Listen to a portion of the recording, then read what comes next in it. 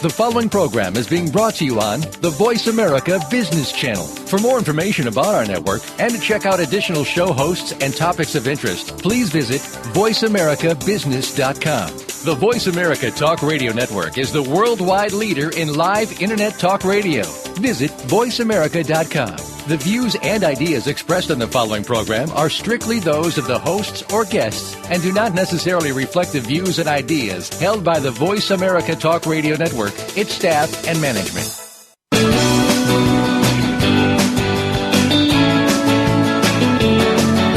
In the past few years, we've heard the term free agents and been told we would all need to become one in order to succeed. The recent economic structures have helped to promote this concept as reality. Where do we get the tools to take control of our career path in the present and future? Welcome to the Career Confidante with your host, Marie Zimenoff. Marie and her guest experts are here to provide you with the tools you need to move forward and achieve your career goals. Now, here is Marie Zimenoff. Well, good afternoon, and thank you for tuning in if you're tuning in live. This is the Career Confidante, and we come to you every week to share with you how to take control of your own career direction.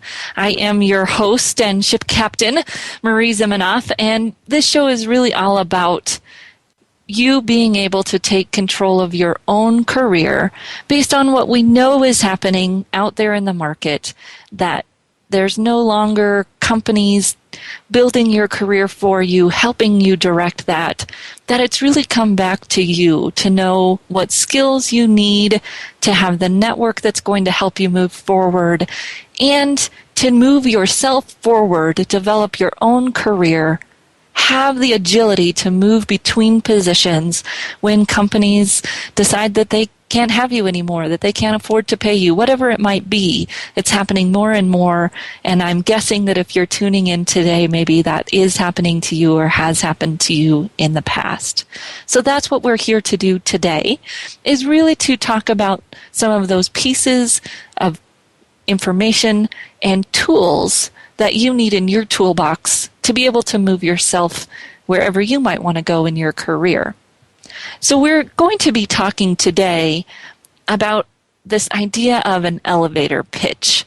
And it really came about maybe 5 to 8 years ago as a hot topic, how you needed an elevator pitch. The idea was that you would know what to say if you got into an elevator with someone and in your brief ride up to whatever floor you were headed to, they asked you, what do you do? And career professionals were helping you as job seekers and career seekers to come up with these statements, to be short and sweet and concise about what you did. And that had a really good purpose. There was really good intent behind that. And as happens with all things of good intent, maybe it's become overused. We're not necessarily getting the meaning behind that exercise, and it's causing some problems for job seekers, for people in networking situations, maybe even if you're trying to build your own business. You know, that elevator pitch can actually be a turnoff to the people that you're trying to connect with. So today we're going to dive into that a little bit. We're going to talk about when an elevator pitch works and really the initial purpose that it was created for. We're going to talk a little bit about why it doesn't work and when it doesn't work. We're going to talk about some of the things that you want to watch out for. Where do the challenges come? Where do the pitfalls come when we're talking about ourselves, when we're giving our pitches, when we're trying to explain who we are and what we do? And we're going to talk a little bit about how instead of thinking about the networking situation as an elevator, and I've got 20 seconds to make my pitch or 60 seconds to make my pitch, how we can reframe the networking situation and think about it as going up some stairs. So let's get off the fast track, so where we all like to be. Unfortunately, relationships don't happen on that fast track, so we're going to talk a little bit about how relationships happen and reframe the networking conversation to let's go up the stairs of networking and build that relationship flight by flight, step by step. And we'll close with some of the pieces that you can use in your job search and that Get Career Smart tip if you've been following at getcareersmart.com. Hopefully you've been enjoying the career tips that I've been providing for you each week. And if you have questions today, the great thing about this show is you get the opportunity to ask questions and have your questions answered live. You can call me at 866-472-5790 or shoot me an email at Marie, M-A-R-I-E, at astrategicadvantage.com. And of course, you're always welcome to comment on the blog at getcareersmart.com. All right. So this elevator pitch. Why did they invent an elevator pitch? The idea behind it, really, as far as I can tell, when it works, is when you're asked to give some kind of formal introduction. Maybe you've been in a networking group or at a networking event where someone says, we're going to go around the room and introduce ourselves. And if you're anything like me, you sit there and you start to sweat and you think this is silly. It's a room of 20 people. Why am I nervous about introducing myself? Well, maybe because we don't know exactly what we want to say. We don't know exactly how we're going to phrase that introduction. And that was the original idea, I think, about this elevator pitch. And it's really when an elevator pitch can work is when you're asked to give some kind of formal introduction. A while ago, when I was first starting my business, I went to an alumni networking event for Colorado State University. And they, started the meeting out the way most smaller networking functions start. Okay, we're going to go around the room and introduce ourselves. And I just started my business. I had no idea what I was going to say. And I stood up and I said something. Now I probably couldn't even tell you what I said. And I sat back down and I realized that I'd forgotten to say my name. I don't even know if I said my company name. I just stood up and said that blurb that I'd been working on about my company. Maybe I help people find work or whatever it was that I'd been rehearsing and working on. But I didn't say my name, and I don't even think I said my company name. And I missed that opportunity, right? I missed the opportunity because I didn't know what I wanted to say. I hadn't thought through it enough, and I hadn't practiced it enough so that it would come naturally when I was in that situation. That's when an elevator pitch can work, when we're asked to give that formal introduction of ourselves. Because it doesn't matter if it sounds rehearsed or canned, right? It's that formal introduction. There's some of that that's expected. And that's something that we can all work on. And some things that we'll give examples of later is some of those formal introductions of ourselves, how it is that we're going to talk about ourselves in a formal situation. And it maybe even happens in a networking situation where we're asked to introduce ourselves, go around the room and introduce yourself quickly. Those introductions can work then too when it's structured and people are expecting that structured introduction of yourself. It can work. And still, we want to think about really why are we introducing ourselves? And this comes to part of why these blurbs or these practiced, rehearsed pieces don't work very well when we're in a networking situation that's less formal, and in some ways, why they can even get in our way in a formal setting. So we're going to talk a little bit about what it is that you're really looking to get out of these events. And that's relationships. We're going to talk very deeply about networking next week. Going to have a great guest. And before we even prepare, which today we're really talking about preparing for networking and a little bit preparing for interviewing, we want to think about, why are we going? Why are we doing this? And most of the time, when we're networking or we're interviewing, the real purpose of what we're trying to do is build a relationship. Build a relationship to see if it's a good connection between us and that person we're meeting, to continue our networking effort with them. Build a relationship with that interviewer sitting across from us for the same reason, to really understand if that's a good fit for them and a good fit for us, which we'll talk a little bit more in a couple of weeks when we really dive into interviewing. So when we sit down to think about what we want to say about ourselves, whether it's a formal introduction or we're going to be talking about some more flexible soundbite type of material that we can develop for ourselves, really knowing why do we do this? What's my purpose? And we're going to talk about some of the pitfalls, and some of them have to do with that purpose.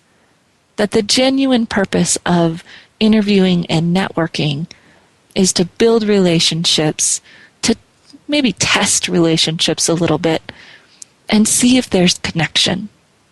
And we have a hard time building connection or seeing if there's connection when we put forward kind of this rehearsed statement. One of the worst that I hear all the time, and it's even in some job search books that I was looking at as I was preparing for this, is I have 15 years of experience in ... Most of the time, that years of experience doesn't really connect with people. Maybe if they're your age, it could. And then a lot of times that ... is a bunch of titles and buzzwords and jargon, right? I have 15 years of experience in HTML, CSS, Dreamweaver. Whoa, right? Only the person across from you who knows those things and is in that world and cares is going to build a connection with that. If you have someone like me standing across from you, I think, wow, I know what those things are, but that really doesn't help me know who you are, and it really doesn't help me know what you do, simply because that may be what you have experience in. Is it what you want to do? Those pieces all come into play when we're talking about our elevator pitch. So we're going to talk a little bit more about those things and why they don't work, and how we can build this relationship, moving up the stairs maybe instead of trying to get it all in. Because that's one of the other pitfalls that I see, is when we're giving our introduction, when we're giving our pitch, we're trying to get too much in. We're trying to sell this person maybe on who we are, or maybe we're just trying to explain everything about what we've ever done and how we're of value, all in one statement. And it's really overwhelming, and again, doesn't allow that person to create a connection with us, partially because we're very focused on us, and it's hard to build that connection when there's too much focus on us. Thirdly, when we're doing our pitch, sometimes it's not necessarily our verbiage and what we're saying that people can't connect with, or that we're trying to shove too much in, but maybe it's just that our purpose is not firmly rooted in building that relationship.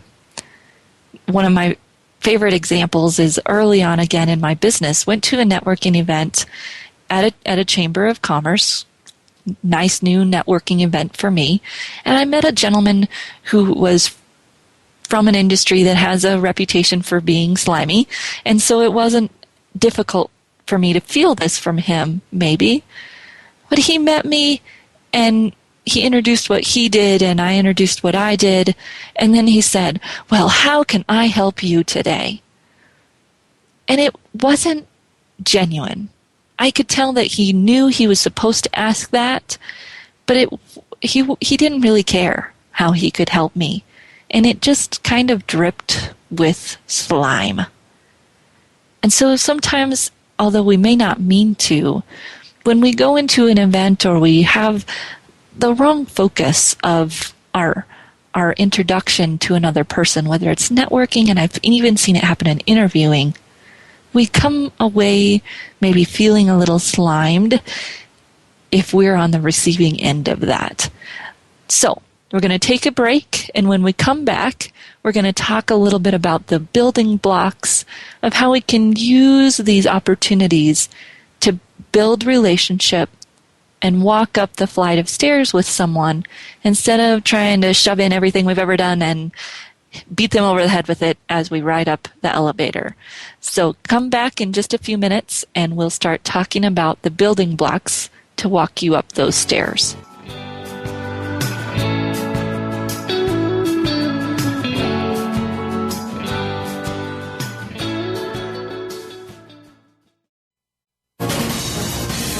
Voice America Business Network, the bottom line in business. You know that the career landscape has changed and that you need to be proactive about managing your career. You can have the foresight, skills, and confidence you need to take charge of your career and seize opportunities. A strategic advantage and career expert, Marie Zimenoff has helped thousands of leaders like you get focused, get found, and get hired. Visit getcareersmart.com to find out more. That's getcareersmart.com or call 800-521-2080 to schedule your complimentary consultation. Does money drive you or does it serve you? When you listen to Money in Your Life, you'll discover the answer to that question. Tune in as hosts Brian Barr and Ann Hutchins bring you thought-provoking discussions designed to help you understand and assess exactly how money operates in your life. Take control of your personal finances. Money in Your Life is broadcast live every Friday at 7 a.m. Pacific Time, 10 a.m. Eastern Time on the Voice America Business Channel. Make your money work for you. From the boardroom to you, Voice America Business Network.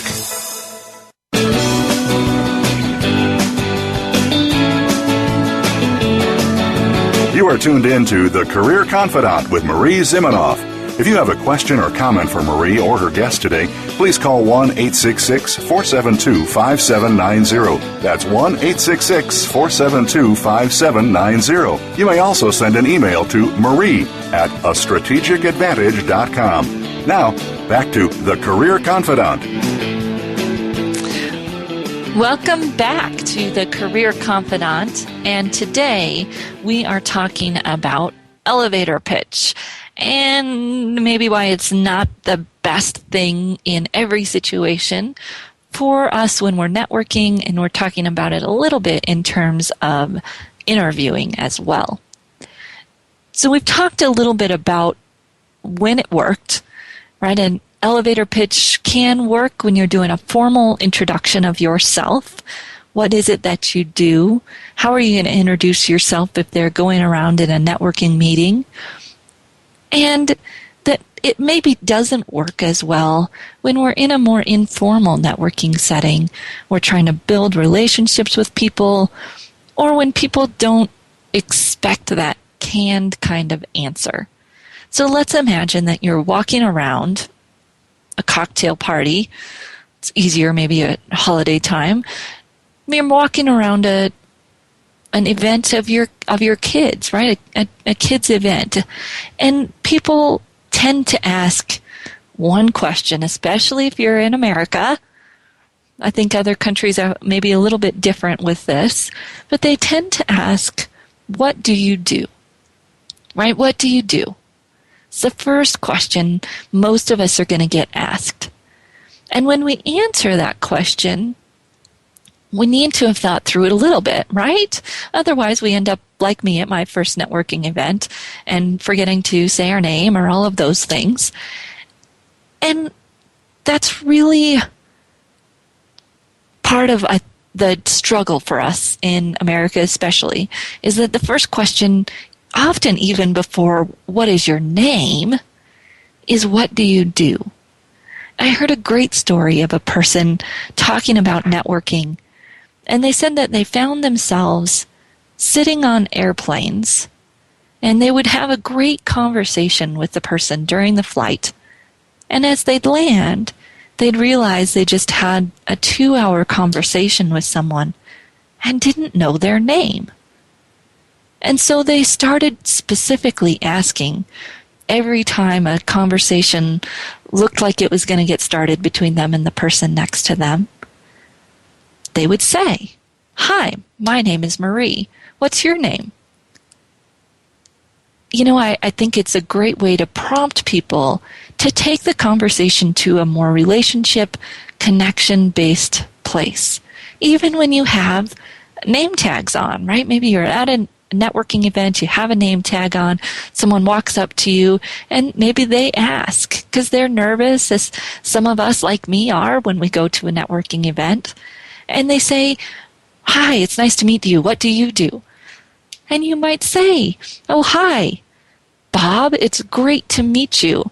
I'm Marie." And then you've started to build relationship. Before you've even worried about what you're going to answer, you've started to build relationship by using names. Our names build relationship. They've shown that over and over again, that if we can use a person's name in an interview while we're networking or trying to make a sale, if you're running a business or starting a business, it can really help build relationship. And so try that when you're at a networking event. Instead of getting caught up in answering the question of what you do, what's your name? What's their name? Have you really introduced each other and met? Then, of course, we have to have some kind of way to answer this "what do you do?"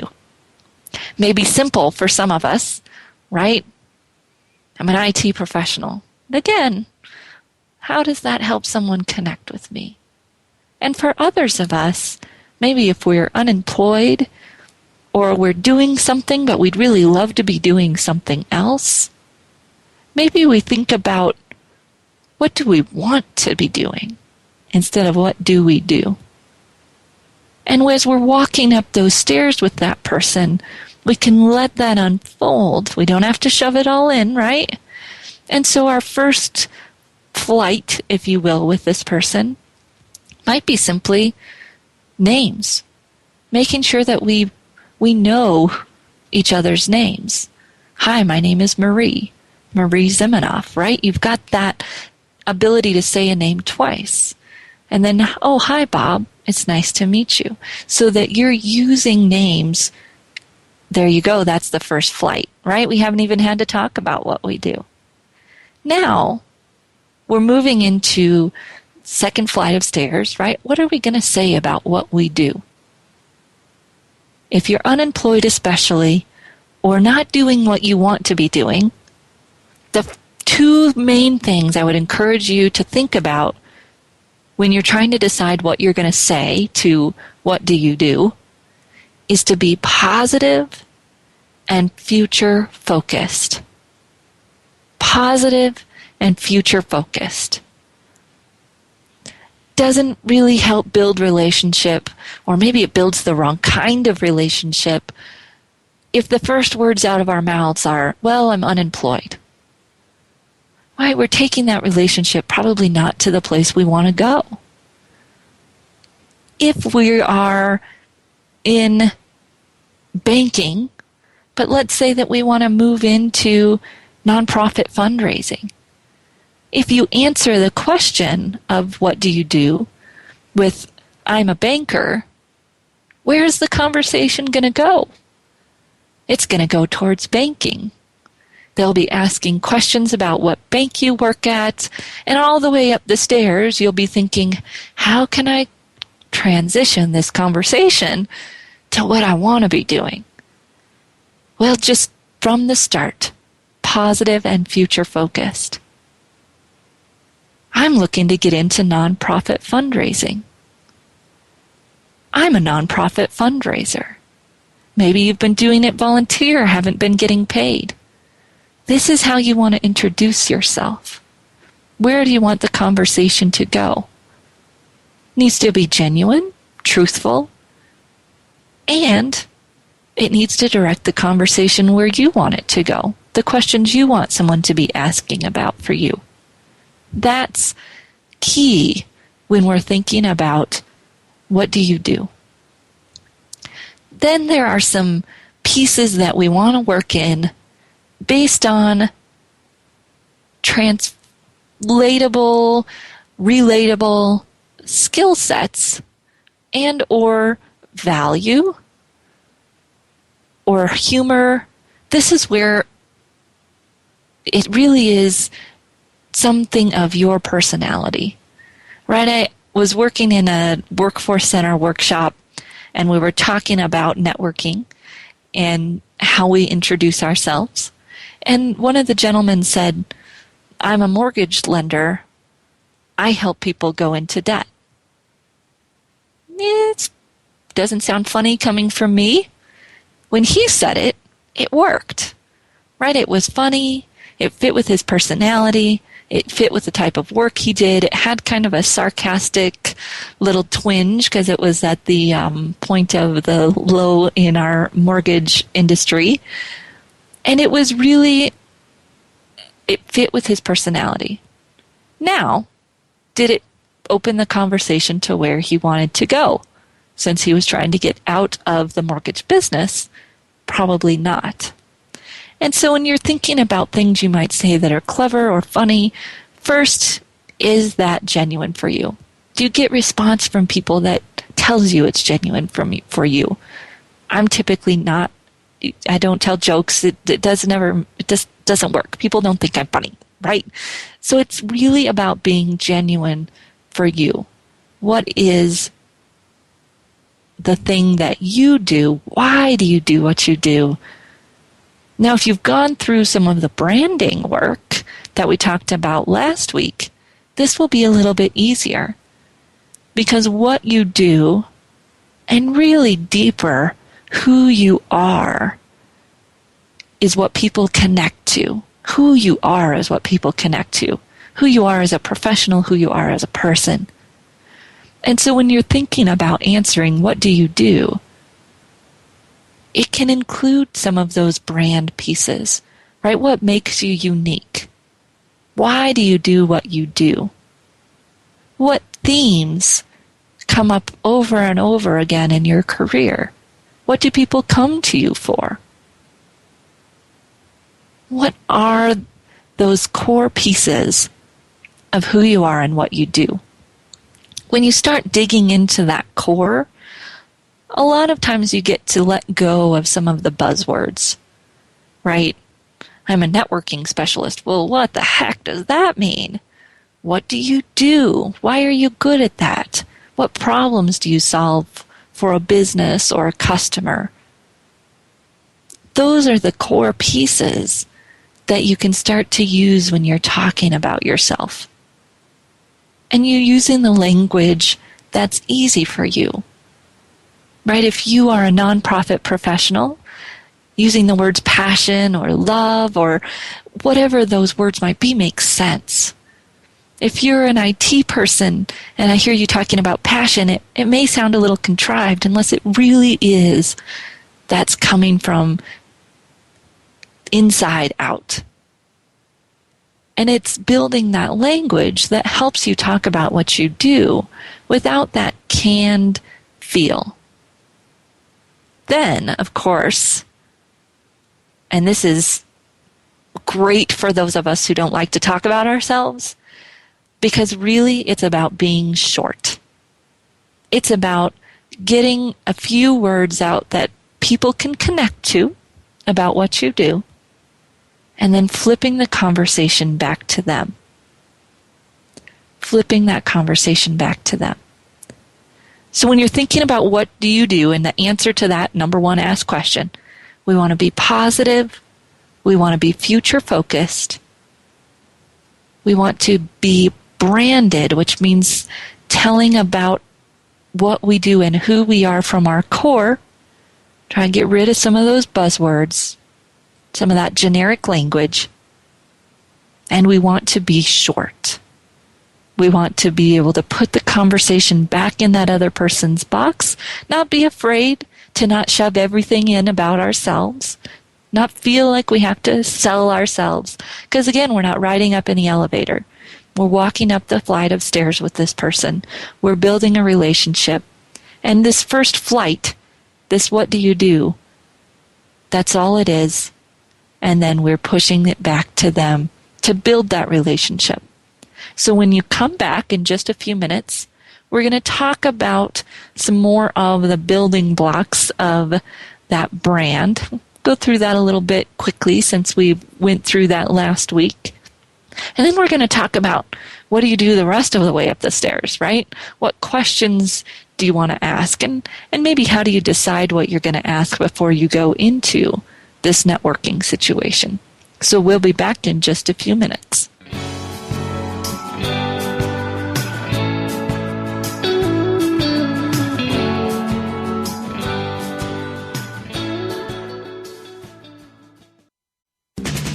We're always talking business. Talk to an expert. Call now toll free 866-472-5790. That's 866-472-5790. Voice America Business Network. You know that the career landscape has changed and that you need to be proactive about managing your career. You can have the foresight, skills, and confidence you need to take charge of your career and seize opportunities. A strategic advantage and career expert, Marie Zimenoff has helped thousands of leaders like you get focused, get found, and get hired. Visit getcareersmart.com to find out more. That's getcareersmart.com or call 800-521-2080 to schedule your complimentary consultation. If you want to know about investing in emerging and frontier markets, or if you have experience in this field but still need to know more, tune in to Emerging and Frontier Markets Investing with Gavin Graham. Gavin explores news, current trends, and insights about both categories of investing. His guest experts, along with his own knowledge, will help you stay above the line when it comes to growth potential, whether in funds or equities. He will look at what to invest in and avoid. Tune in to Emerging and Frontier Markets Investing with Gavin Graham every Wednesday at 9 a.m. Eastern Time, 6 a.m. Pacific Time on the Voice America Business Channel. When it comes to business, you'll find the experts here. Voice America Business Network.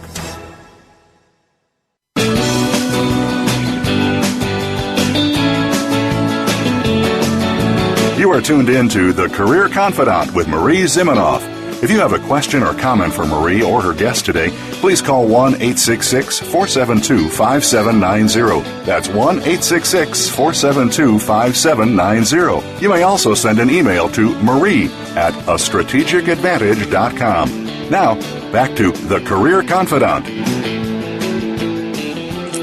Welcome back, and if you've been hanging out with us this afternoon, you hopefully have been writing some things down about how to transition your elevator pitch, maybe think about it a little differently to be more successful in the real purpose of your networking and your interviewing, which is to build a relationship with the person that you're talking about. So we've been talking about ditching that pitch a little bit and thinking about going up the stairs, right? And today people talk about going up the stairs instead of taking the elevator for your health, right? Take those steps, get some exercise. And when we're doing it in our networking and even when we're interviewing, it's the same idea. Instead of trying to rush through it, which usually damages that relationship, makes one or the other person feel a little bit disingenuous, is to take our time, right? You're going up the stairs with this person. You have time to spend the first flight making sure you've each really introduced yourselves using your name, saying the other person's name. And then you move into maybe answering that question of what do you do? And maybe by saying each other's names, you'll get to answer a different question. But if you think through the answer to what do you do and have it positive, future-focused, genuine, and short, then you'll have content to use as you walk up those stairs. You'll have thought through what your strengths are, how you add value, how you're unique, the themes, some of your main accomplishments. And you have thought about all of those things and maybe pulled out phrases and words to put into your brief answer about what you do. But you're not concerned about shoving it all in there and getting it all across to the person the first time they ask, what do you do? I go to a job search networking group here, and I've been going for almost 5 years now. 6 years, almost 6 years. Woo, how time flies. And when I first started going, I met a job seeker who was in a very technical field. And every time I talked with this job seeker, go to the group about quarterly, and I would just get berated. Not in a mean way. She wasn't trying to be pushy, but just talking at length about the very technical work that she did. And I could tell that she was trying to get me to help her. She was trying to get me to understand what she did. She needed a job, which, especially if we're unemployed, but even if we're unhappy in what we're doing, we may have that urgency. And unfortunately, when we do that, when we overshare, and maybe that's not the best term for it, but when we have too much coming out about what we do, what happens on the other side of that conversation, and hopefully you can think back to a time when you've been on the other side of that conversation, maybe it's happened with a spouse or maybe even a child, where they're telling you about something that you really don't understand, and they're not really paying attention to if you're connecting, if you're understanding. They're not really interacting. And you tune out, right? My husband's an engineer, and every once in a while he'll get on a kick about engineering. I love most of it. I love the technical pieces, and every once in a while I just tune out, right? Go to my happy place. And when we're job seeking, we really don't want the person across from us to do that.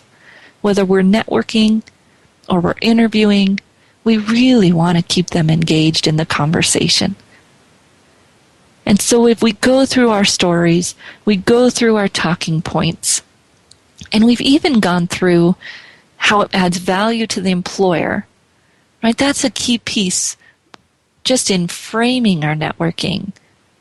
But then we aren't feeling like we have to share that all at once.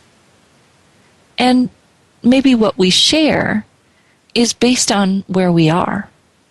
It's based on the event we're at. It's based on what we want to get out of that. And that's one of the things we'll talk about more next week when we talk about networking.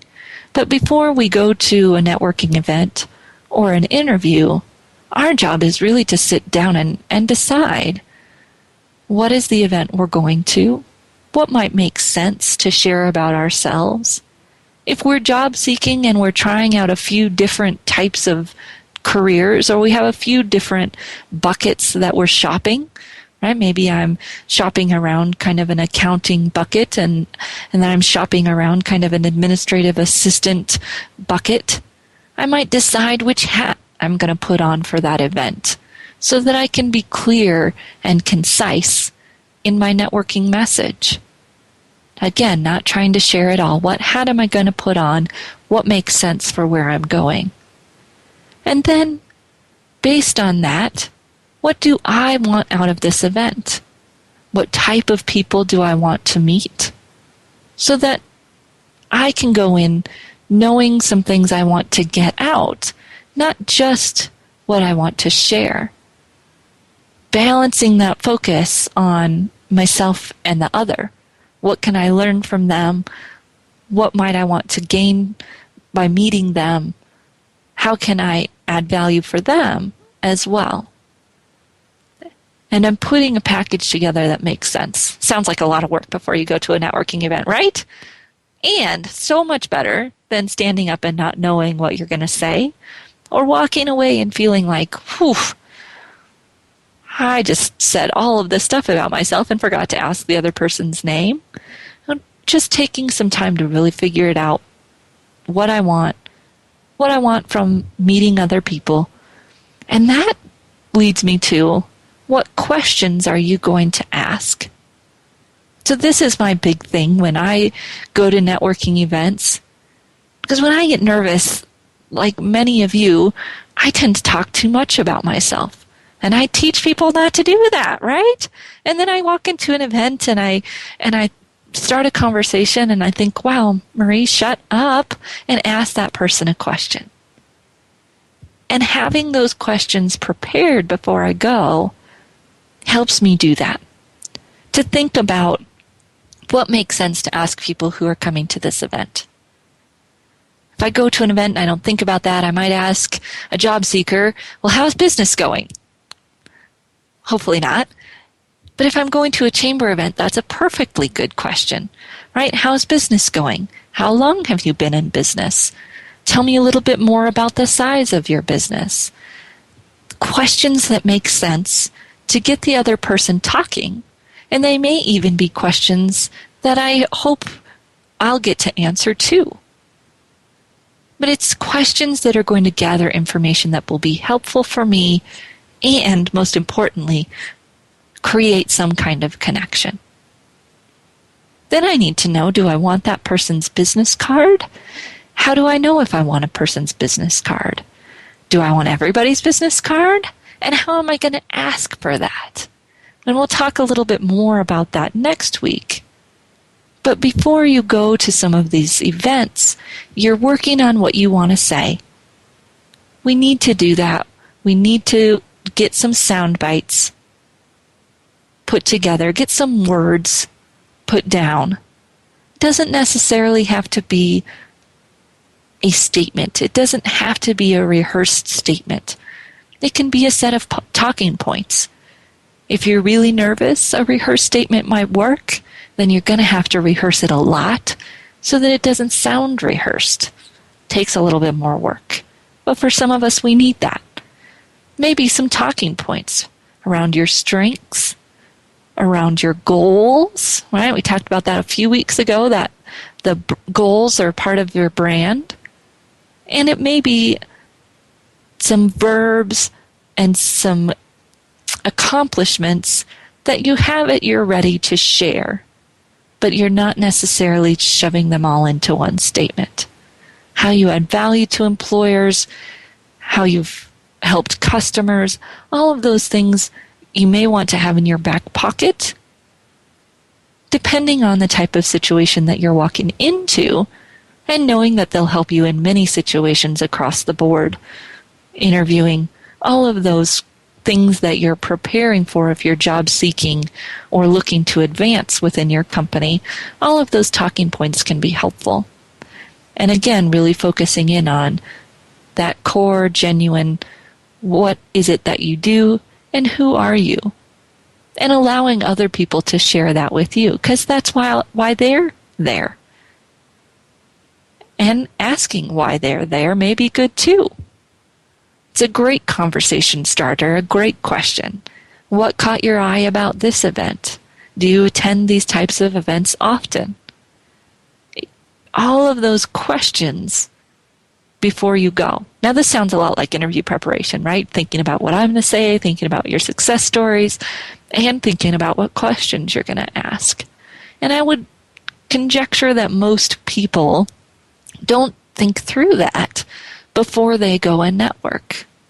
And then they walk away and maybe they have business cards of people they really didn't connect with and they're not sure how to follow up. Or maybe they didn't connect with anyone. They said hi to a lot of people, maybe even gave their pitch to a lot of people, but didn't really connect with anyone. And in our networking, more is less. To really build relationships with just a few people, and we may have to test the room a little bit to find those people, but to build those relationships is really the focus of our networking and our interviewing. And walking in with that focus, walking in with that as our goal, is part of the challenge when we're preparing for these types of events.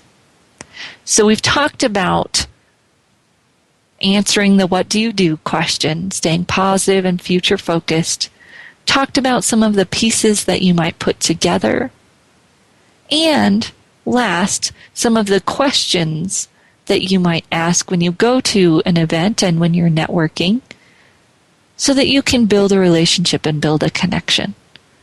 When we come back, I'm going to put it all together a little bit, give you a few more examples. Some of them are going to be a little bit more of the canned introductions that you can think about, and talk about next steps. What do you do after you've had some of these networking conversations? Where do you go then? Come back in just a few minutes and we'll go through putting it all together.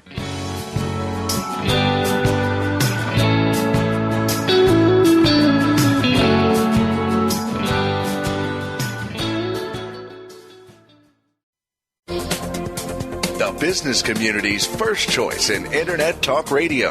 Voice America Business Network. You know that the career landscape has changed and that you need to be proactive about managing your career. You can have the foresight, skills, and confidence you need to take charge of your career and seize opportunities. A strategic advantage and career expert, Marie Zimenoff has helped thousands of leaders like you get focused, get found, and get hired. Visit getcareersmart.com to find out more. That's getcareersmart.com or call 800-521-2080 to schedule your complimentary consultation. We're always talking business. Talk to an expert. Call now, toll free, 866-472-5790. That's 866-472-5790. Voice America Business Network.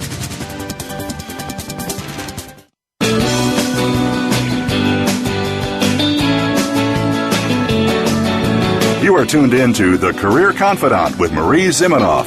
If you have a question or comment for Marie or her guest today, please call 1-866-472-5790. That's 1-866-472-5790. You may also send an email to marie@astrategicadvantage.com. Now, back to The Career Confidante. Welcome back to The Career Confidante. This is your host, Marie Zimenoff, and we are talking today about elevator pitches. We're kind of talking about pitching the elevator pitch out the window and slowing down. Instead of riding up the elevator with the person, we're walking up the stairs.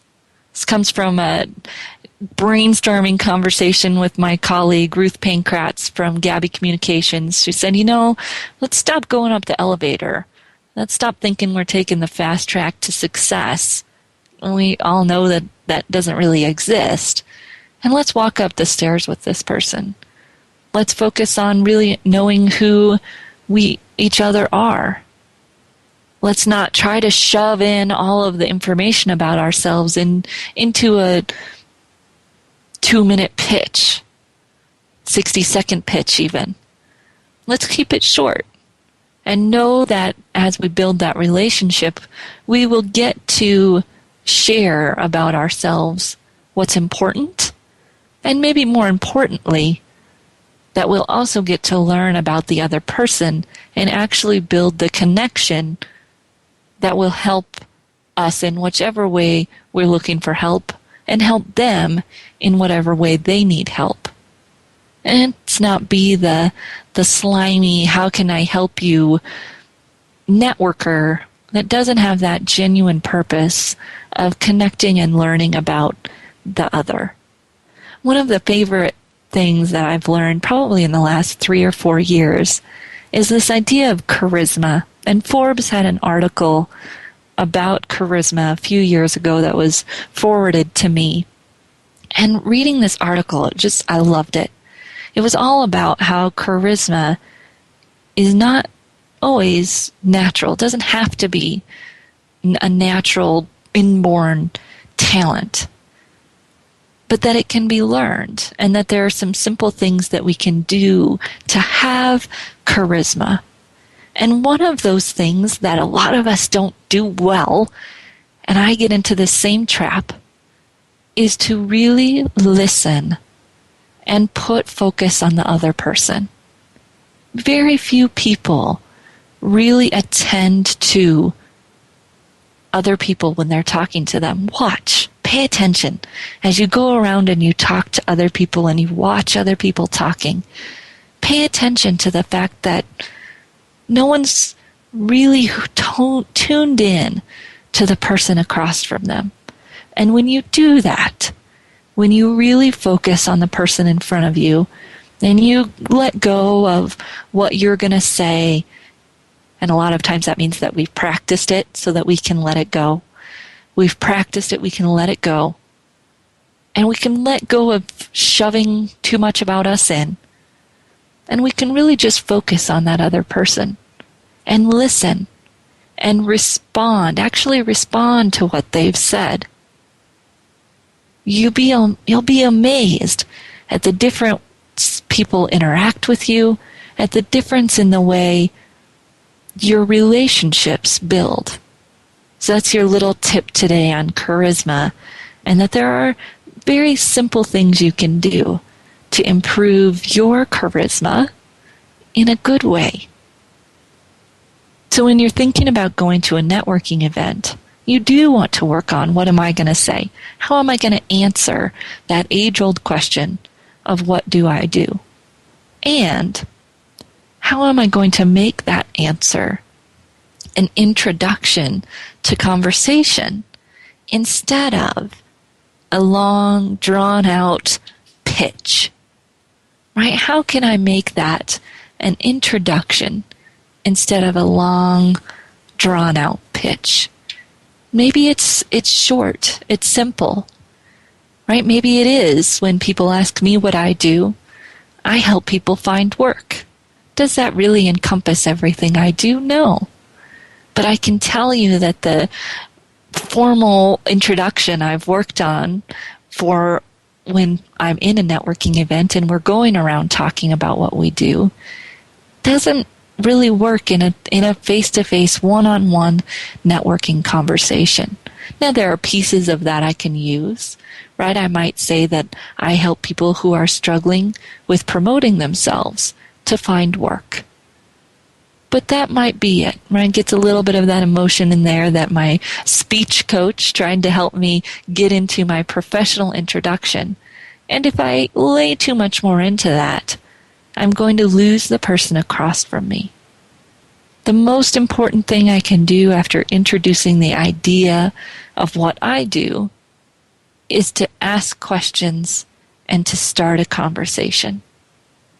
To really walk up the stairs with someone.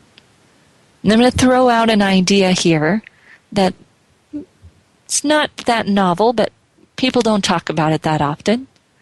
That when you're at a networking event or a school function and you meet someone, another child's parent, that interaction is not meant to be all-encompassing.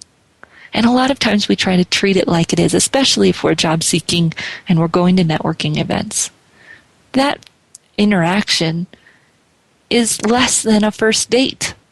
That interaction is just an introduction to each other. And if I really want to build a connection, if I really want to have someone in my network, there needs to be another date. There needs to be another touch point.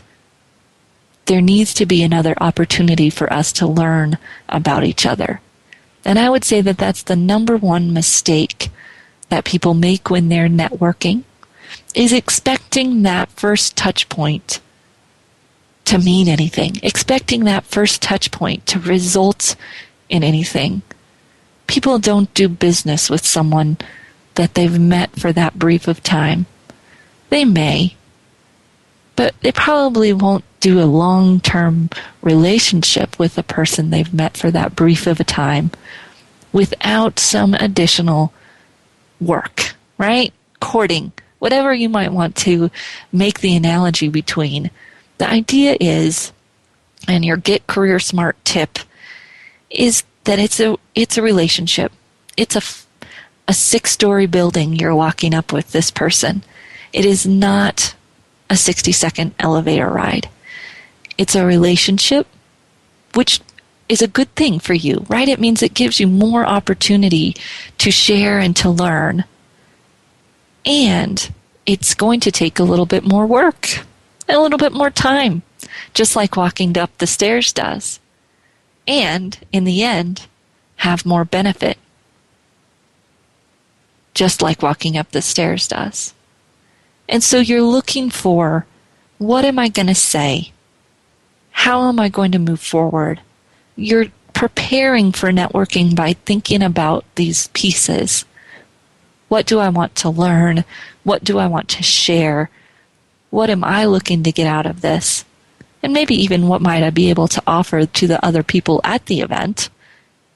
And you're genuinely trying to find a few people at this networking event that you want to build a relationship with. Now, doesn't mean that it's going to be marriage, right? But if you're job seeking especially, thinking about how am I building a relationship so that this person is really in my network. It's one of the most simple and profound things I think I've learned in the last 7 to 10 years is if someone can't remember you, you're not in their network. So you can go to networking events, collect a bunch of cards, and if you don't take the time to really know some of those people, to really build a connection, they're not in your network and you're not in theirs. And that connection, that relationship starts when you are at the very first meeting, learning their name, asking good questions, and challenging yourself to have a little charisma and stay attentive to what that person across from you is saying. So I look forward to having you back next week. We're going to talk more about networking. We're going to have a guest and an owner of a networking coaching business so that you can learn more about networking and gain his perspective. So look forward to having you right back here at the Career Confidant next week.